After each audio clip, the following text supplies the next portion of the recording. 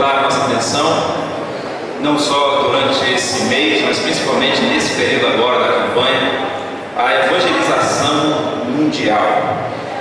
Nós cremos na necessidade de evangelização mundial. Nós cremos que é necessário que todos os povos conheçam a paz que liberta, que é Cristo. Nós cremos nisso porque afirmamos a singularidade de Cristo. Por que o Evangelho é universal? Por que ele é necessário para todas as pessoas? Porque Jesus não é uma metáfora, porque Jesus não é um símbolo, como eu ouvi de alguém esta semana. Jesus não é um mito. Jesus é uma pessoa histórica que encarnou o Deus Todo-Poderoso, o Deus de Israel, para a salvação de todo aquele que crê. Eu creio que Jesus é uma pessoa, assim como meu pai é uma pessoa. Eu creio que Jesus é real na minha vida hoje e que ele viveu assim como a minha mãe é real e vive. E por que eu creio assim? Automaticamente, em consequência, eu afirmo que é necessário evangelizar o mundo inteiro. Eu entendo que missões mundiais é uma oportunidade para o exercício de fé, para que a minha convicção seja fortalecida de que Jesus é singular. Com isso eu não digo que as religiões são vãs, que são inúteis, que não têm serventia alguma. Eu sigo o teólogo batista que mais influenciou as nossas igrejas, Abel Anderson, pastor e professor dos primeiros pastores batistas do Brasil. Ele inicia o seu livro Esboço de Teologia Sistemática fazendo uma ode, fazendo uma homenagem às religiões, dizendo que são um caminho que aponta para Deus, que trazem traços da revelação divina, que apresentam uma manifestação do homem em busca de Deus, que traduzem o esforço humano por conhecer a Deus, e assim elas apontam para uma religião verdadeira que ele entende ser, e eu creio, é o cristianismo. Missões mundiais é uma oportunidade, além de exercício de fé, também para a prática do amor, literalmente, para o engajamento diante da evangelização dos povos não alcançados, seguindo o exemplo de Jesus. E nesta noite eu quero compartilhar com você algumas experiências da formação dos discípulos de Jesus e da preocupação que Jesus teve de expor o seu corpo de discípulos, seus seguidores, a experiências que os formariam dentro dessa compreensão de evangelização de todos os povos, do amor que eles deveriam ter àqueles que eram diferentes.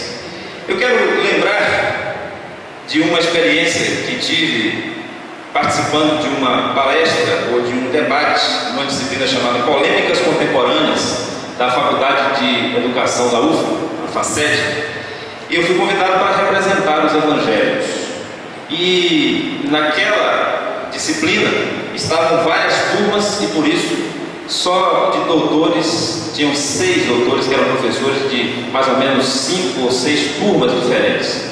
O nome da disciplina já era assim, um chamariz, Polêmicas Contemporâneas. Interessante que a disciplina também era transmitida pela rádio, pela TV da Faculdade de Comunicação da UFA. E esse dia foi transmitido.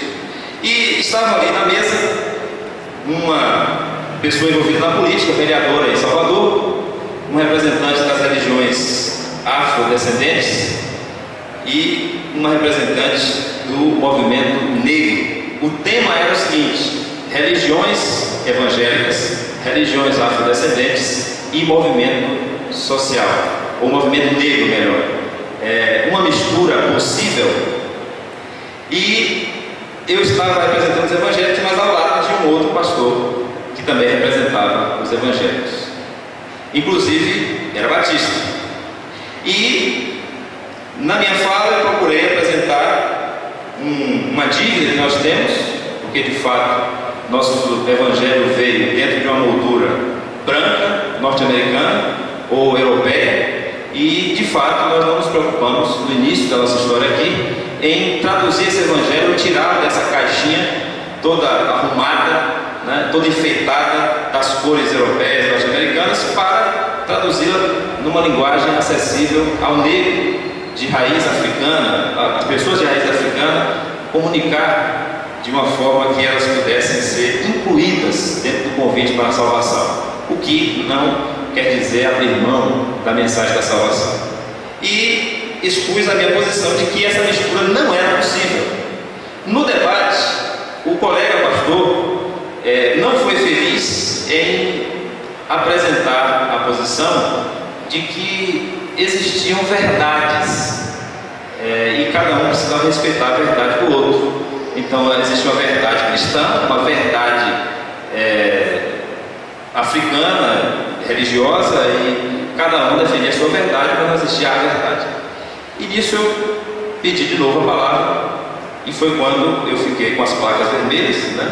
Quando a orelha começou a esquentar, e aí nesse momento, meus irmãos já conhecem, e eu tive que dizer: olha, Jesus não é uma verdade, Jesus não é a verdade para mim, Jesus não é a verdade para o cristianismo, Jesus é a verdade. Ele disse: eu sou a verdade.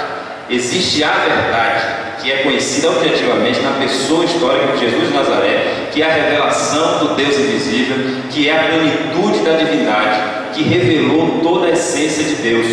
Jesus é a verdade, e eu vivo esperando o dia em que toda língua confessará e todo joelho se dobrará diante dessa verdade. Aí eu já disse aqui na igreja, o pastor Rogério nesse momento deu vontade de dar um glória a Deus, aleluia, mas ele estava na UFO, então se conteve, né? Por que eu estou falando sobre isso? Eu já contei essa história aqui e estava refletindo o seguinte: não basta ter um discurso que afirme a minha convicção da necessidade de que Jesus seja conhecido por outros povos, pelos chineses, pelos indonésios. Não é necessário na minha relação com Deus, ou não é suficiente, melhor, que eu apenas afirme a minha fé. Missões é uma oportunidade de exercício da fé, mas isso não é suficiente. Eu preciso ter uma prática de vida que demonstre amor, o mesmo amor que Jesus demonstrou por povos diferentes, por pessoas de outras culturas, excluídas inclusive pelo seu povo Israel.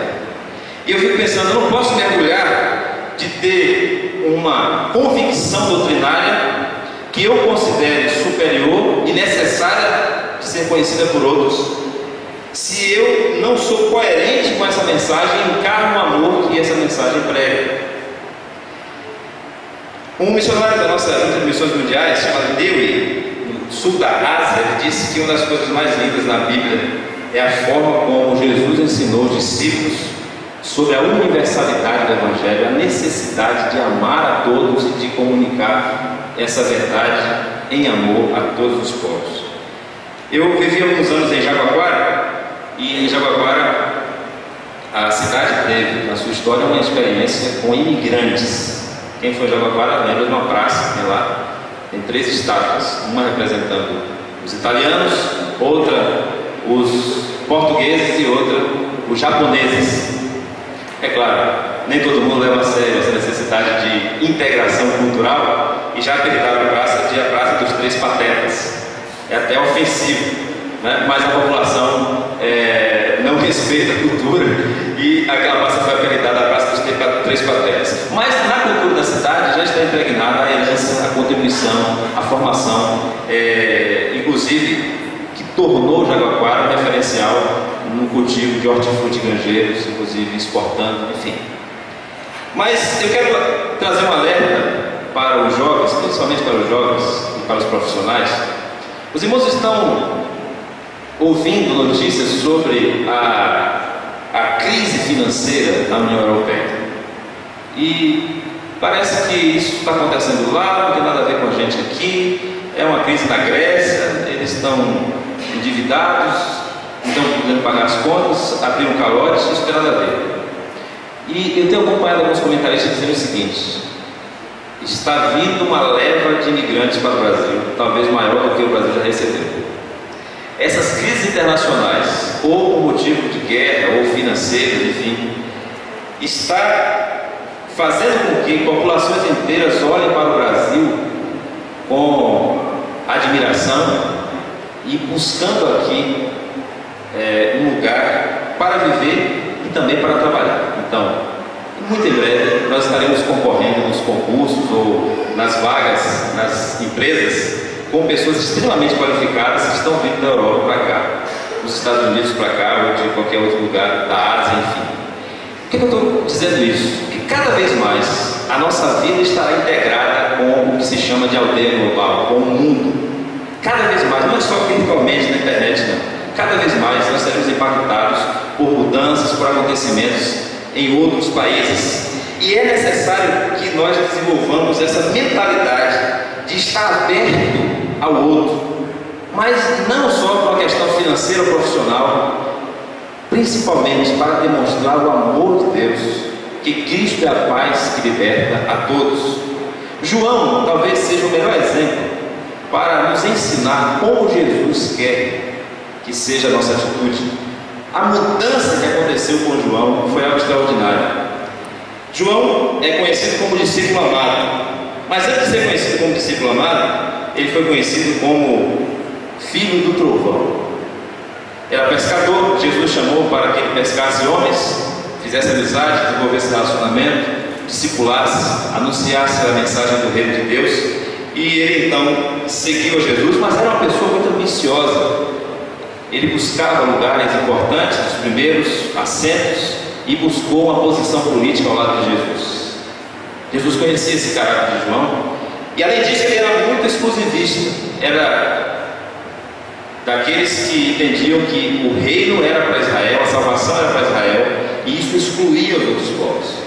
E tem algumas passagens bíblicas que eu quero compartilhar com vocês para falar sobre essa mudança que aconteceu com João e como nós nos enxergamos em João. Primeiro está em Lucas capítulo 9.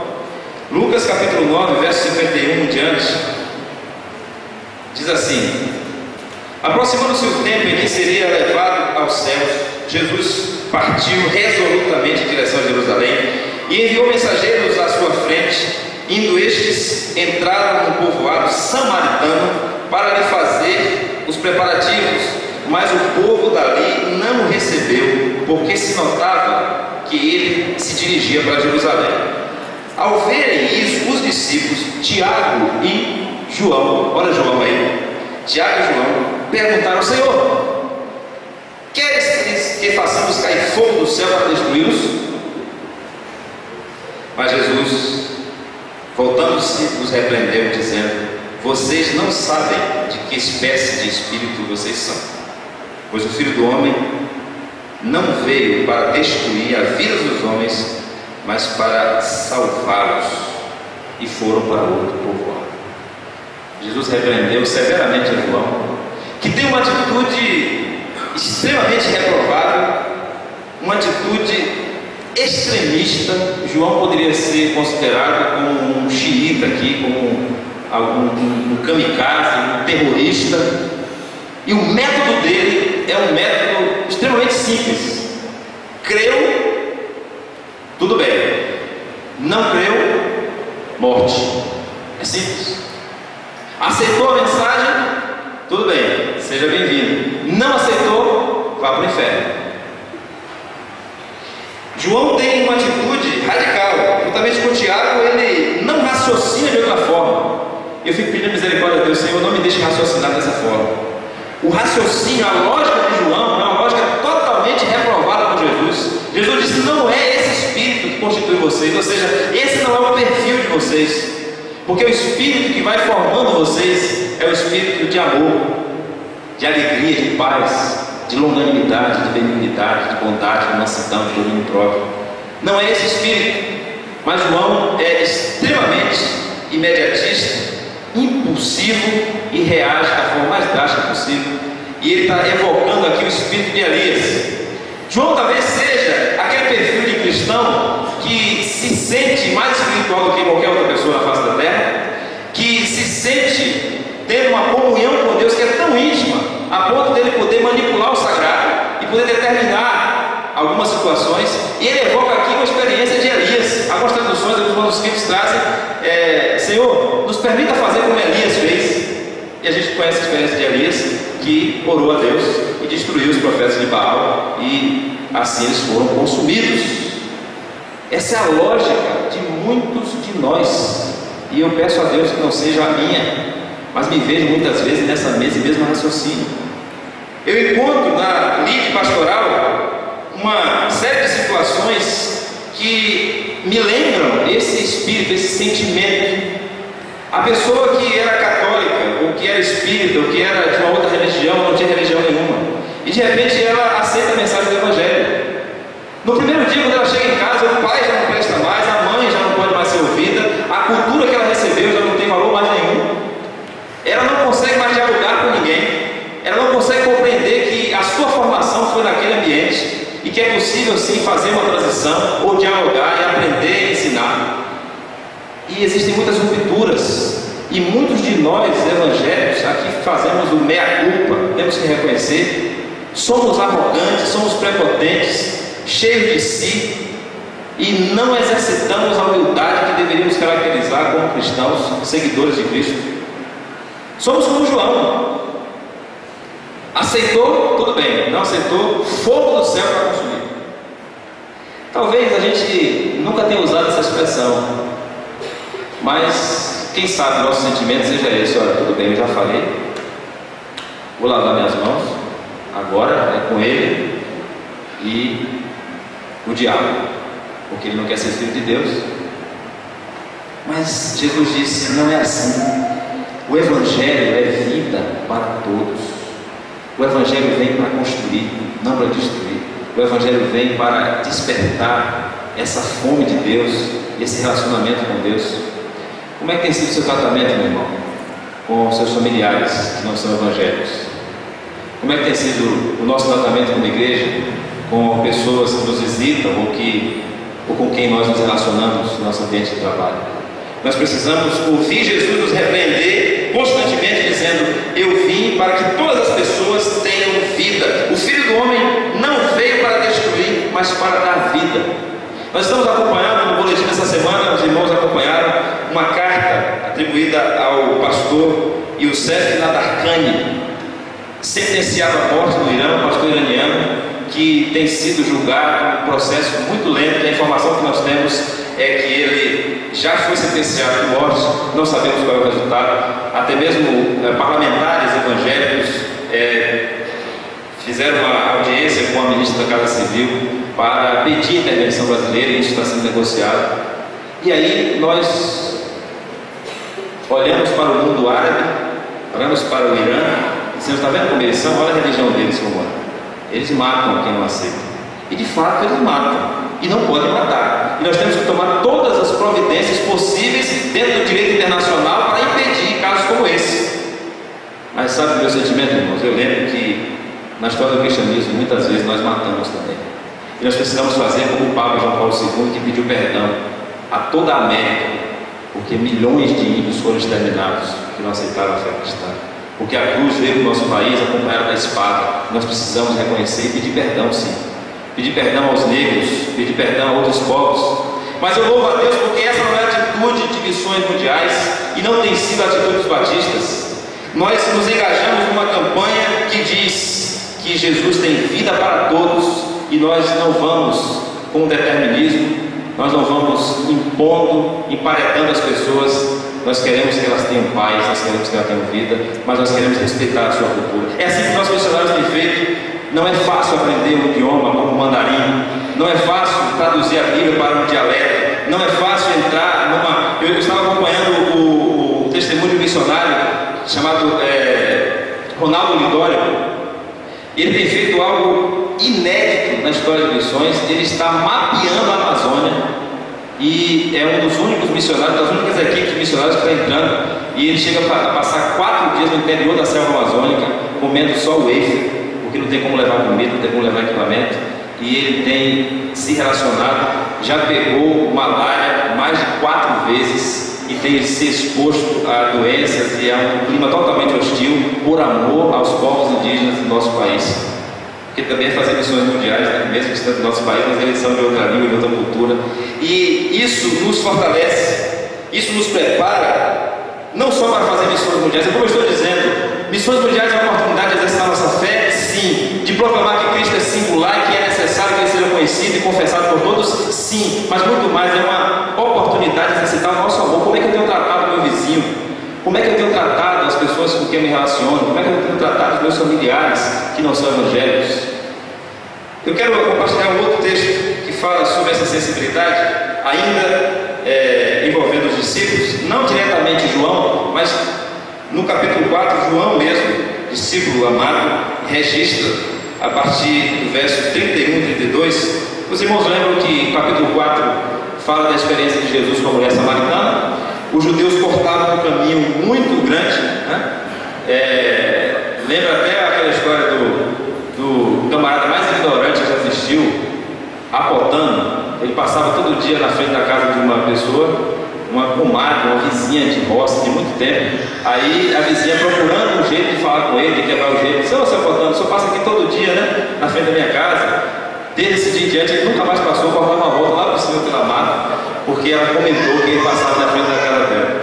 E os judeus faziam isso, cortavam uma volta, caminho para Jerusalém, para não passar em aldeia samaritana e povoado samaritano. Jesus fez totalmente ao contrário. Ele passou pela aldeia, ele parou para conversar com aquela mulher. A própria mulher reconhece, no verso 9 do capítulo 4, ele diz: "A mulher samaritana perguntou: como o Senhor, sendo judeu, pede a mim, uma samaritana, para beber água? Pois os judeus não se dão bem com os samaritanos." Agora veja a partir do verso 31. Enquanto isso, os discípulos insistiram com ele: "Mestre, come alguma coisa." Come alguma coisa.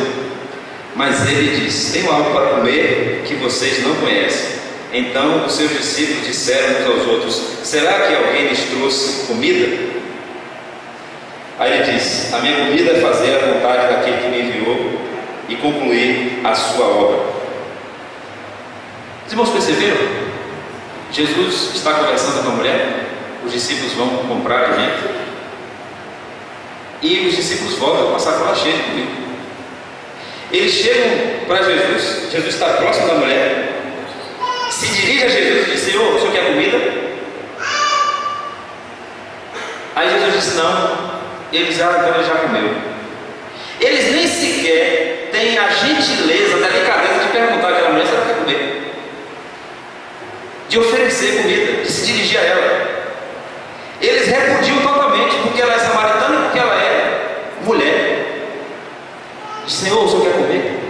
Eu fico pensando nessa formação dos discípulos de Jesus e como ele cuidou desses detalhes e como ele fez questão de parar ali para ensinar a eles como é que se faz missões mundiais, como é que eu me relaciono com um povo diferente, como é que eu chego num país que não fala a minha língua, que não guarda os valores da minha cultura, mas também eu aprendo como é que eu me relaciono com aquele que pensa diferente de mim, aquele que torce por Vitória, porque eu torço por Bahia, aquele que tem uma opinião política ou faz parte de um partido, de uma ideologia diferente da minha, aquele que pintou a casa de amarelo, eu pintei a minha de verde, aquele que é diferente de mim, como é que eu tenho agido? E muitas vezes eu não me dou conta de que eu preciso encarnar Cristo como uma pessoa comum. Eu preciso encarnar Cristo como uma pessoa educada, uma pessoa sensível, uma pessoa agradável aos outros. Como é que eu posso falar do amor de Deus se eu não sou amável no trato com as pessoas? Como é que eu posso falar de Jesus se Ele é vida, se Ele é verdade, se Ele é o caminho, se Ele morreu para me salvar, se eu não me sacrifico, não paro, não sento, não converso? E eu vivi a experiência, já compartilhei família, alguns irmãos. Eu estava um horário na segunda-feira à noite reservado para o culto doméstico, e eu não tinha tido a oportunidade de conversar com o meu vizinho, e procurei a oportunidade, e a gente sempre se via, se falava: "Bom dia, como vai, tudo bem?" Tratava de alguma coisa, mas nunca tinha parado para conversar. E aí, nesse dia eu estava lavando o carro à tarde, e já chegaria à noite, Mariana dorme cedo, 7h30, 8 horas. Ele simplesmente desce e senta ao lado enquanto estou lavando o carro, espera lavar o carro, a gente conversando. Aí começa a falar sobre a sua vida pessoal, que conhecia aqui a igreja, que era daqui há muito tempo, das suas experiências religiosas. A gente começa a conversar durante longas 2 horas. É claro que eu perdi o horário do culto doméstico, mas depois eu estava refletindo: olha, claro, poderia organizar melhor, poderia pensar no outro horário, mas naquela oportunidade eu procurei fazer meu culto ali. Eu procurei fazer meu culto sem abrir a Bíblia, sem orar, sem cantar. Eu procurei fazer o culto sem precisar dizer que eu sou, que eu aconteço, que eu conheço, que eu fiz. Eu procurei fazer meu culto a Deus, encarnando Jesus, sendo agradável e batendo um papo, e querendo ouvir a história do outro, me interessando pelo que o outro é. Aqueles discípulos não tiveram sensibilidade nem de perguntar se aquela mulher estava com fome. Quer comida também? Perguntaram a Jesus, se dirigem a Jesus. É claro, o texto não está dizendo que eles não deram comida, mas omite a informação, e quem escreveu foi João. Então, ele está revelando o que de fato aconteceu, porque ele estava presente lá. E o que nos leva a crer nisso com mais convicção é essa distância, essa antipatia no relacionamento com os samaritanos. Nós temos que buscar uma prática do Evangelho que inclua todas as pessoas. O Evangelho não é para todos, isso é claro. O Evangelho é para aqueles que creem. O Evangelho não vai por osmose incluir todas as pessoas, não vai porque o pai de família, o chefe da família aceita e todos serão salvos. Não, o Evangelho é para quem crê e ele está baseado numa experiência pessoal. Eu sou crente, sou pastor, mas isso não quer dizer que minha filha já teve uma experiência com Cristo, ela vai precisar ter uma experiência pessoal com Cristo. O Evangelho é para quem crê, e haverá sim uma seleção, e haverá sim um número específico daqueles que são salvos, mas eu não sei que número é esse, e não me cabe fazer a seleção, porque o Senhor é que fará a colheita. Olha o que Jesus disse. E disse Jesus, a partir do versículo 5: vocês não dizem, daqui a 4 meses haverá colheita? Eu lhes digo, abram os olhos e vejam os campos, eles estão maduros para a colheita. A gente sempre ouve esse versículo, né, em campanhas de missões, mas talvez não tenhamos o cuidado de ver em que contexto ele é dito. Abram os olhos e vejam os campos. Esse contexto não é lá em Minas Gerais, não é lá na Indonésia, esse contexto é aqui. Abram os olhos e vejam essa mulher. Abram os olhos e vejam os samaritanos. Os campos estão brancos para a colheita. Abram os olhos e vejam o que você pode fazer aqui e agora. É isso que Jesus está dizendo. Aquele que colhe já recebe o seu salário e colhe o fruto da vida, de forma que se alegra o fruto que semeia e o que colhe. E aí vem o verso 39 que diz assim: muitos samaritanos daquela cidade creram nele por causa do seguinte testemunho da mulher: ele me disse tudo o que tinha feito. Assim, quando se aproximaram dele, os samaritanos insistiram em que ficassem com eles, e ele ficou 2 dias. E por causa da sua palavra, muitos outros creram. E disseram à mulher: agora cremos, não somente por causa do que você disse, pois nós mesmo o ouvimos e sabemos que este é realmente o Salvador do mundo. Por que aquelas pessoas creram? Jesus começou com uma mulher. Por que aquelas pessoas creram? Ele deu importância, ele incluiu, ele mostrou que o Evangelho inclui a todos. E ele passou por aquela aldeia, ele foi sensível à necessidade daquelas pessoas. Nós estamos no meio de missões mundiais, oportunidade de exercício da nossa fé. Não vamos deixar de pregar que só Jesus Cristo salva. Não vamos deixar de afirmar que, embora as religiões tenham importância na humanidade, por apontarem para Deus, por traduzirem a busca do homem por Deus, o cristianismo é a religião verdadeira. Só Jesus Cristo é o caminho, a verdade e a vida. Não vamos deixar de pregar isso, mas isso não nos deve fazer pessoas que são indispostas ao diálogo, que são arrogantes pela sua fé, que tem uma lógica de ou crer ou mata, que é insensível diante das pessoas. Missões mundiais não é só oportunidade de crer, é uma oportunidade de amar. E durante esses dias, durante esse mês, nós temos algumas oportunidades. Eu quero dar a você a se apresentar diante de Deus no engajamento. O Flávio já falou sobre a campanha, as 2 equipes, as atividades, mas eu quero convidar a assumir um compromisso pessoal nas 3 áreas que nós sabemos que são as bases de missões em qualquer campanha: intercessão, contribuição e ação. Eu quero pedir que você, que se compromete em exercitar a fé e o amor nessa campanha de missões, de forma concreta, através da intercessão, através da contribuição, através do envolvimento, se coloque de pé nesse instante, se apresentando diante de Deus. Senhor, eu quero nesse mês ser usado por Ti. Senhor, eu quero nesse mês orar, eu quero nesse mês contribuir, eu quero nesse mês me envolver em alguma atividade, eu quero aproveitar essa oportunidade que o Senhor está me dando, eu quero materializar, eu quero concretizar isso através da oração, do cartão que eu vou pegar, do missionário que eu vou escolher para interceder durante esse mês, dos recursos que o Senhor me dá para o meu sustento. Eu quero reservar uma parte para oferecer ao Senhor em adoração, para que seja usado na evangelização de todo mundo. Eu quero agir, eu quero conhecer, eu quero me envolver com essa campanha. Nós vamos orar com esses irmãos e com toda a igreja que se coloca diante de Deus para ser usado durante esse mês, essa campanha. Amado Deus, nós estamos aqui de pé, assumindo com este sinal o compromisso do Senhor de aproveitar a oportunidade dessa campanha missionária, não só para afirmar a nossa fé, não só para investir nessa obra missionária mundial que é tão importante, mas também para exercitar o nosso amor. Ó Deus, sonda o nosso coração. Ó Deus, se for necessário, nos repreende e tira de nós arrogância, prepotência, orgulho, tira a insensibilidade que nos faz negar com atitudes aquilo que nós pregamos.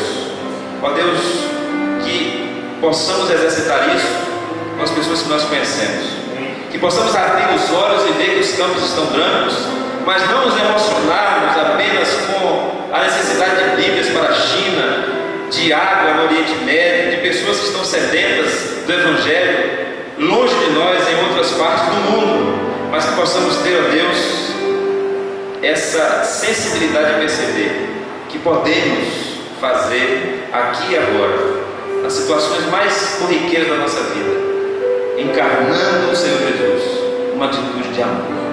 Nós te louvamos, ó Deus, por essa oportunidade, pedimos que o Senhor venha abençoar cada vez mais a vida do irmão Flávio, os líderes das equipes, irmão Talma, irmão Marcos, todos os componentes, os irmãos que estão de pé aqui, ó Deus, dizendo: eu quero participar, eu quero fazer essa campanha uma oportunidade. Pedimos por toda a igreja que o Senhor venha mobilizar, despertar vocações, ó Pai, nos conduzir no Teu poder. Nós oramos assim, agradecidos, em nome de Jesus. Amém. Louvado seja Deus. Os irmãos podem sentar.